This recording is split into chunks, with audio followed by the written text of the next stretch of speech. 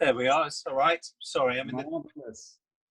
I've got the lighting quite right here. Well, Smashul. How are you? Very well. Yeah, in Suffolk. So got here yesterday. So I think I told you about Martin and I had sort of done a bit of a move to Suffolk. So it's, you know, it's actually been a very life-affirming time and a very busy time for us. So. Well, isn't that the positive side to COVID? It's helped us sort of understand things a bit more because, you know, working remotely was happening anyway, but this has really given everyone a proper opportunity to model it and also assess, you say, what you want out of life, you know? Yes. Do you think, sorry. No, I was just going to say, so Mr. Timothy Everest, MBE, hello, how the devil are you? Very well, thank you, Chris Sanderson. Nice to see you, looking younger than ever. Oh, this is Zoom. Yes, it's Zoom. I found the Zoom filter switch that just seems to take off the years. It's amazing. Well, I'm down in the dungeon on Chiltern Street, and I look like I'm actually in a horror movie, looking at the lights over. But Halloween is around the corner, so I'm you know, Fred Ponton used to say. Anyway. Oh, well, listen, I thank you so much for finding the time to chat to me, because you are actually a very important part in the Elder Street and Future Laboratory story, or the Future Laboratory story, and the Elder Street part of it in particular, because I mean, we've only got a limited amount of time, and there's so much that I wanted to talk to you about. But of course, you and I first got to know each other when I came to interview you, when I was back in the day when I was the contributing style editor on Esquire. Yes. At some point in the 90s, I can't even remember what year it was. It was probably about 2000, actually, just before 99, probably. Just before you started. Yeah, because I was DAX at the time. That's right. DAX E1. That's you right. The presentation we did in Chelsea. Yeah. That's right. And then I interviewed you for the style page for Esquire. And then the critical thing that happened was that we kept in touch.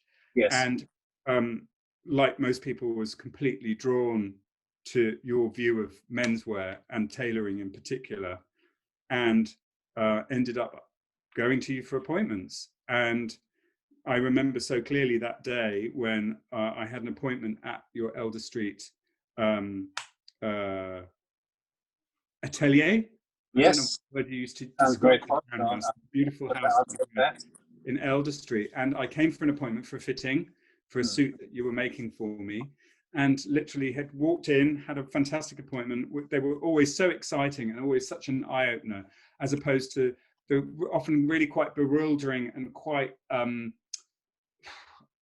depressing experiences I'd had on Savile Row having suits made, where because no advice was ever sought or given. It was simply about making a suit, and this is the way we made your suit. We've had this conversation so many times. Whereas with you, we would be talking about the aesthetics of a suit and the look and the feel and the cut, and you would work according to each client and their sensibility, and you would sense the type of suit that they wanted. So you were actually thinking not just about a block that was fitting the client accurately, but you were thinking about the silhouette and the shape and the style and the aesthetic that would suit their needs, and that would also be what they were really looking for. And I came out very happy from this fitting, and there I saw the for rent board that had literally just gone up on numbers 24 to 28 Elder Street, and I would never have seen that property and what was to become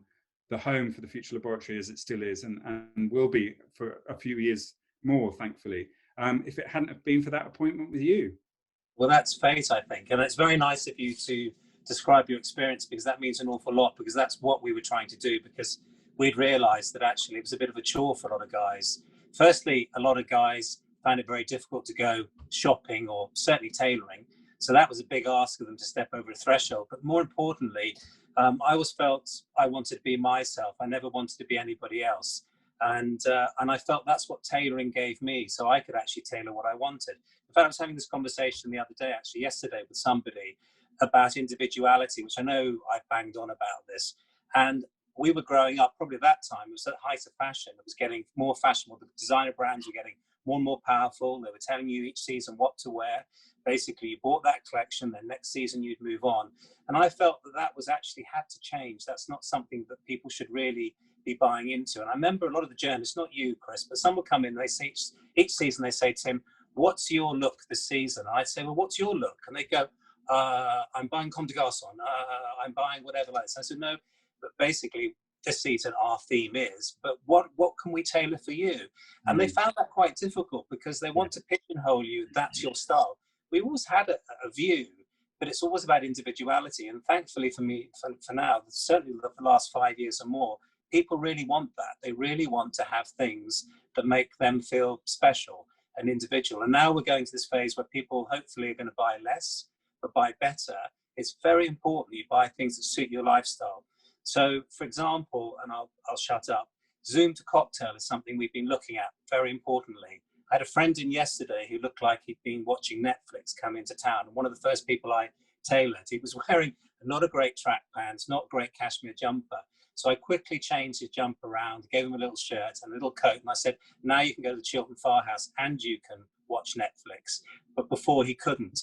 So this idea of being comfortable, tailored and casual, which we explored 8 years ago, do you remember 2012, which was great. That's the sort of mission that we're on at the moment. But I thank you very much for recounting your story, because that means an awful lot, because that's the foundation of what we've always done in our business. Yeah, no, absolutely. And I think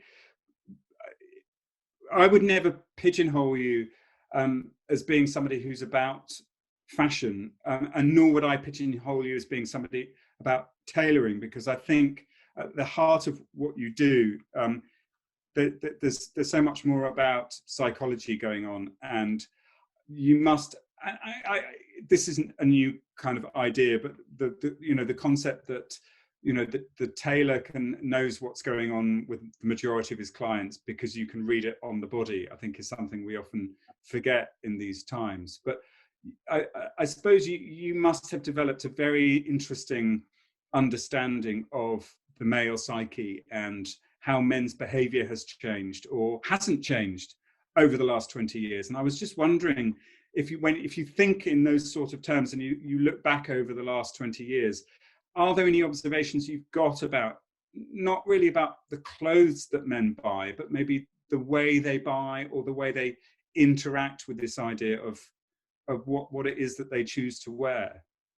Well, if I think back to when I first worked for an uncle in Milford Haven in Welsh Wales, I remember a guy coming in and we'd had these velvet jackets in, and he came in, he sort of looked around very sheepishly and he said, oh, can I have one of those navy ones, please? And can you put it in a bag for me? And it was very funny. So he's buying something that was quite out there to wear out, and yet he didn't want to seem to be consuming it. It was almost like he was buying some porn and I was putting it in a bag. So that insecurity of buying something that was there, and I think if you sort of fast forward now, that's still there. I mean, the internet in a way and the blogs help a lot of people, but a lot of people use those to give them the security to sort of consume things. So I think most men still need a lot of help, whether it's reading something online, whether it's coming and seeing people. But I think the one thing I do think they're missing is actually physically going and seeing somebody. And I think online does that to a degree, and it's great with Zoom and whatever. But we tend to forget that we are actually humans, and we do like to get together. So trying to answer your question in a roundabout way, before lockdown, we did we have a lot of events, as you know. And when we were on Fashion Street with Chris, we had an event for a friend of mine. He turned 50 and was retiring, luckily him. And he decided that he wanted to do something because his wife had gone and joined a book club. And he thought, if that's what the time was like, I'm knackered. So he did this kind of guerrilla punk rock wine club. And he decided that he would invite his kids and his mates' kids, boys and girls, along for a wine tasting. We do a wine tasting with 3 really interesting young winemakers from the UK, and they're all chatting away. And I started talking to the kids, and I said, they're not kids, they're in mid-20s. And I said, where do you shop? And they said, oh, I go online, ASOS, whatever. And I said, it's really funny, you're chatting here to Nick from Herbert Hall, who's telling you his amazing stories, a young entrepreneur, and then he built this business. But would you go to a shop? Oh no, I wouldn't go to a shop. You know, I don't know how to do that. So in a way, it's changed. If it hasn't changed, I think the psyche of the customer, it's still quite daunting for most men. You know, we work in a world where we'll look at magazines or we'll look online, and you assume, you know, most people are like that. But I still think most men still need an awful lot of help. And to go back to the psyche, I think, Chris, you picked up on it. I think when I'm working with a customer, they tell me what they want. They don't physically, they don't maybe say that verbally, sorry, but physically, by touching something, it gives me a clue of where they're going. And then my job is to basically steer them in a direction that we come with a result that, like you, Chris, you went away and said, that was a great experience, because I want you to feel that you've led the dance. And I think that hasn't changed really. I think the other thing is what we're going to be wearing going forward. That's the challenge. But I do think you know, people need help really. So how has COVID-19 been for you from a business perspective? Have you found that people have very quickly wanted to return to appointments and coming to see you, or has it been a really difficult period? It was a bit of adjustment. So we've changed around. I don't know if you know, I'm now on Chiltern Street, and which COVID helped us actually, because we'd left our previous company. We'd started on Fashion Street, which was working quite well. COVID comes along, the city's decimated of what's going on around there. We still have great clients. We were, to be honest, making more and more people probably going towards the West End. And then we had an opportunity to merge, and we acquired it last week, a business, a friend of mine that's been here since 1974, even longer than Future Laboratory, which is and as a compliment to you as well. I was saying to Richard, how many businesses have been going since 1974? How many businesses have been going since 2000? And Richard, it's a company called Grey Flannel. I used to run the shop next door 34 years ago. I know it's not possible. I've kept in touch with Richard because my best friend runs a hairdresser's opposite. Anyhow, we got chatting. We weren't initially interested, but the more we chatted, it seemed a logical thing to put two businesses together. And with the exploration of the more casual attire that we've been trying to do, bespoke casual, whatever we want to call it, Richard's portfolio, they're one of the first stock Armani, Stone Island, CP. They had a very colourful, playful, a more relaxed approach to formality. And Richard, getting to a certain age, wanting to possibly take a few more holidays, wants to leave a legacy. It's a great location. And so that's what we're exploring. So COVID helped us make that decision. Going back to your question, our customers have been very loyal. Most of our orders, we do Zoom fittings now. So we'll take an order, send it to them. We do it over the phone. Maybe send them a cocktail or something to have while we're talking to them. But although it's going to be very difficult times, I'm quite confused, to be honest, Chris. I think there's a great opportunity to address that wardrobe, and I think there's enough customers that are interested at the moment. But I think COVID, as you touched on, has really made us all think about what we want, what we need, where we want to be, and when we want to do it. I think that's quite important. So extending that out beyond a little bit to the broader situation that we find ourselves in now with retail and the shift that many retailers have had to make, and the quite disastrous times that many retailers have had in recent months, being in the thick of it, which you still are very much so, and your knowledge and expertise within the industry, how do you feel things are going to pan out over the next sort of months or years for retail and fashion retail in particular? Have you got a sense of where you think things might go? Well, I think it's interesting. I think a lot of businesses were in trouble before. Yeah. I was in New York 2 weeks before lockdown, setting up some really wonderful opportunities, which will happen, but probably the end of next year. But people were less worried about COVID, but the disaster of Barney's closing that Friday. I can remember selling to Barney's. 60 units closed over 20 blocks. I thought that was a joke. I literally walked 10 blocks and counted nearly 30. So that was before COVID. So it shows you that traditional retail was really, really struggling. And also, I think a lot of the bigger stores have become a little bit lazy. They weren't the places of theatre that they used to be. I mean, I loved working with Barney's. It was completely bonkers in the early years with Simon Doon and, doing all the windows. I used to know very well. remember going into the elevator when Prada was in ascendance, and there was what's his name from Twin Peaks, Kyle, what's his name, and I can't remember the top model, what's her name, Evangelista, and there was a wonderful picture of them modelling Prada in the elevator, and it said calling all Prada files. I mean, it was, and I was standing there going, this is outrageous, but that was the sort of humour that was going on. The windows that they did, we had part of the Fashion Week windows, and they had the catwalk, and they'd laid out all the different seats for the different journalists, including, I can't remember the one, someone had thrown a piece of meat at. There was a pork chop on the seat in the window, and then there was the back where the girls had been changing and stuff.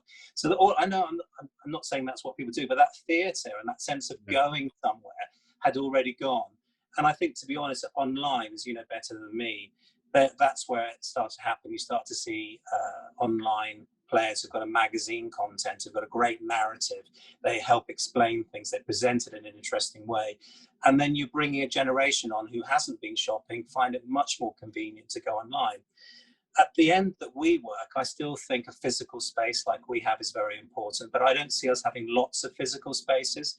We have plans in a couple of other places. I think we've got to grow our business online, hence why I'm very excited about here.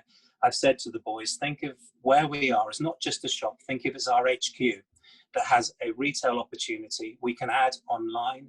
Hopefully we can do some events, even if it's just 6 people, but we can extend that through Zoom, and we can run our little agency from here. So if we have a space that has 4 incomes, then we might have an opportunity.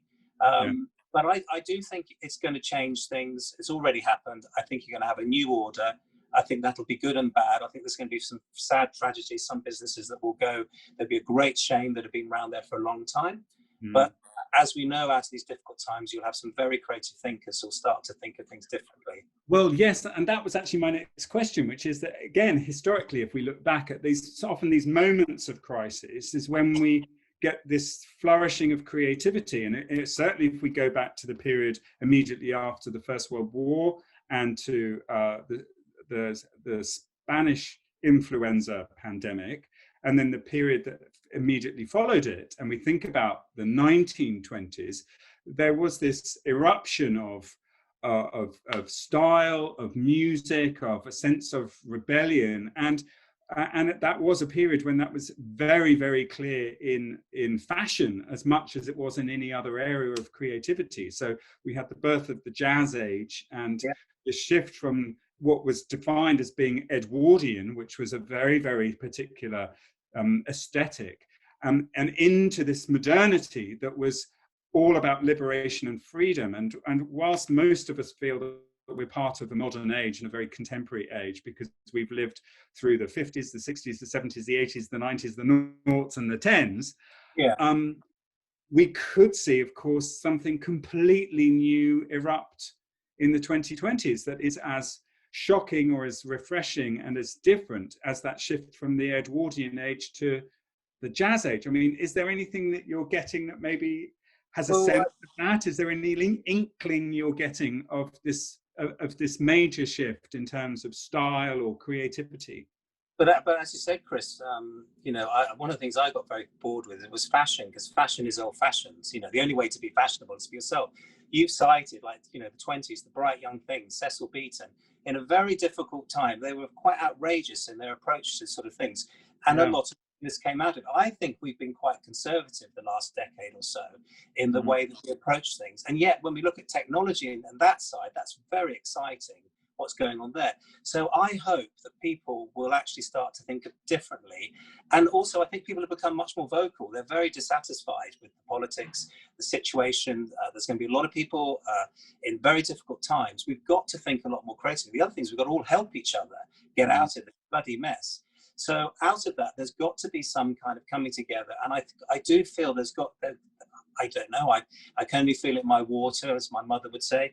I think something is happening. I do think there is, I'm very romantic. I see little pockets of things. I tend to see things like a movie, sometimes a bit of a bad B movie, but if it's a good movie, I do see things. I'm seeing pockets of people trying to be a little bit different, doing things differently. And I hope that's a trend, because otherwise we'll become, very generic, we'll become very vanilla. And we won't actually have a point of opinion. But I think That's the positive what's happening. It's throwing everything up in the air, and some really good things are going to land on the floor. Well, I couldn't agree with you more. And let's hope that we have got 20 years ahead of astonishing creativity and vibrancy, and that a sense of optimism will prevail. Well, I think the other thing, Chris, in my lifetime, don't expect a white knight to come along and save any of us. If you're a young student, an existing business, there are people out there who you could probably collaborate and help with. Unfortunately, we've got to do that ourselves, and we've got to drive our own path, like you will with Future Laboratory. Of course, you're a team, but you've got to drive it yourself and attract the right people to do that. And that's what we're trying to do here, is work with the best people we can. And also, as people have, when we were starting out, help those sort of people. But I think there is, let's be positive, there is going to be newness, and there will be a future. And was there a question you'd like to pose to Martin and I? Well, I actually misread that. I thought it was a question you're going to ask me, so I'll have to think of a question, because I'm dyslexic, so I get things around the wrong way. Martin, no, sorry, I'm joking. Oh God, what am I going to ask you? I didn't think about that, actually. Well, I think it's interesting. So when we first met, my question to you, you transitioned from a journalistic background, and Martin, you got together and you had this vision for the future Laboratory 20 years on. What do you, I'm sure everyone asks you this question, but what do you see for yourselves as people? You touched on at the beginning. What do you see for the likes of a company like Future Laboratory? Oh, that's a great question, because I think, and part of it has been already a journey of transformation, which is that, we started off doing one thing, and I think we have already moved to do various iterations of that or move into something else. So when we started, because both Martin and I had done our time in fashion as well as journalism, so Martin more on the broadcast media side and me more on that fashion and art direction style side within journalism, had this experience around this idea of understanding trend as it was then and as it was understood then, which was very much revolved around this idea of being a support service to the fashion industry, which was that fashion was one of the only industries that really reinvented itself on such a short cycle, and as a result had already, by the time you got to the late 80s, had built up a series of support industries that were there to help provide it with the information and the material it needed to be able to continue to create newness on such a fast time frame. And and so we were used to all of those agencies like Nellie Rhodey, or what Lee Edelcourt was doing, and of course then Martin and I were invited to do Viewpoint magazine, which was specifically looking at the future. And so we started off seeing everything through this quite specific prism of fashion, and understanding that idea of how color and silhouette and look and all of these were having an impact on the way that fashion designers and businesses thought about it. And then of course, this is the 90s, so this is the period when suddenly you have the whole of the upper echelons of luxury and designer wear and the catwalk show really come into preeminence. And then the buying up of the luxury businesses by the large global conglomerates to make them more democratized and more visible. And then in comes this incursion. Somebody lobs this bomb of streetwear right into the middle of that. And you suddenly get Stephen Sprouse and Louis Vuitton, and you get grunge, and you get Marc Jacobs, and you get Prada and elevating nylon. And then you get the whole concept of elevated workwear almost for the first time. Well, not quite, because you have Winston Churchill in a boiler suit before, and of course you've got Keir Hardie. But anyway, that's too much history. But you get the sense of suddenly reinventing the idea of style and designer, and just how much people were looking elsewhere to understand what was going on in one particular area. So, and I think the moment of luck that Martin and I had was that background enabled us to understand that the key shift that we were observing was that everything that was happening in fashion was about to hit almost every other lifestyle industry and start to change the way that those industries had to think. So we started off in trend, we started to be able to proliferate trend into other businesses, and then have watched over the years as that has had an impact on the way that now actually it isn't really about trend, because obviously as soon as we got the internet, everyone could see trends. So people didn't come to us to buy trends anymore because they could get them for free online. So then it was about insight. And increasingly now we're surrounded by competitors, which we never had in the first place, who are all giving insight away for free because they've got another product to sell. So they tack insight on as something that they deliver. And so now we talk about foresight. So it's that fact that you can't necessarily really predict the future, but what you can do is give people the tools that they need in order to be as aware and as forearmed as possible to actually, as we now say, make their own future happen. And so we've already had to keep on our toes and keep changing to some extent what it is that we do and deliver. And whilst we might still do trends to some extent, we have had to change. And I think you're right, it's going to be really exciting as we move into the decade that we've called the transformative 20s, to understand how much we will need to keep changing and shifting the way that we engage and what it is that we deliver to our clients, at a time where I think you're absolutely right, that we've only just begun, I think, to understand just how disruptive something like coronavirus will be to a world that is so much more fragile than it was actually 100 years ago, because we're so much more connected. And so I think, you know, we're going to see some very profound shifts in terms of the way that as individuals, we think about what is important to us, about what's relevant to us, about what we hold dear, about where we really place value. And so I think the whole question, which we have asked previously, but I think we're only now all beginning to really understand the difference between the cost and the value of the things that really matter to us, is something that we're going to really have to all understand, because it is a less is more. Going right back to what you said at the beginning, this really is a less or is more conversation, because it's about resource scarcity. It's about the fact I don't have that kind of money anymore. I don't have that kind of requirement for that anymore. I appreciate things in a totally different way.